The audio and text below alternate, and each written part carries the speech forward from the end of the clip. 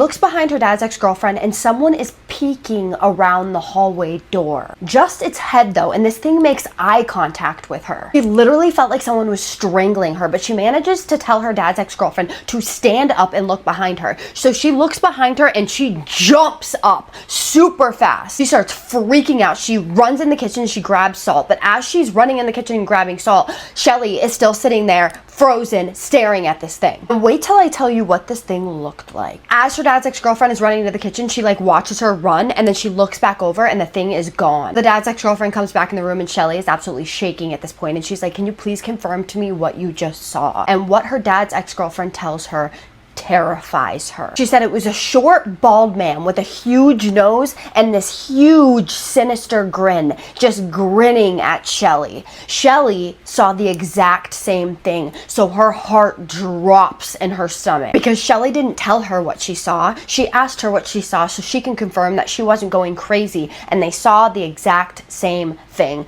That would thoroughly freak me out. They both said that they never saw it again though, and that was the only time that that ever happened, and she has never told anybody except for me. So what do you guys think of that story? Who do you think that was, and what do you think that was? Drop it in the comments. The submitter's name is Alex, and Alex said that he had been living in this house for 3 years with no paranormal activity. He said that the house was not haunted, but every once in a while something would happen that would be paranormal and super creepy. And this was the scariest thing that had ever happened to him. But one of these times he's with his mom at his mom's house, and he was with his brothers too, but his brothers decided that they wanted to go to his dad's house. We're gonna call his brother C for the story. So as Alex is sitting in the living room, he's just watching TikToks, and he hears his mom say to C, if C doesn't get his shoes on, he's not coming. Then he sees C walk upstairs and then sit in the middle of the stairs. Mind you, Alex is still in the living room, but he can just see him from where he's sitting. He doesn't really think anything of it. Here's the front door closed, so he gets up and he goes to go in the kitchen, which is right next to the living room door, and he could hear his brother still home mumbling something, like sulking underneath his breath. So he calls out to him and he asks him if he wants to watch YouTube with him, but his brother doesn't give him any response. He wanted to go up to him, but he just had this bad feeling that that wasn't a good idea, so he just goes back to the living room and sits back down on the couch. So he tries to call out to him a few more times, and he's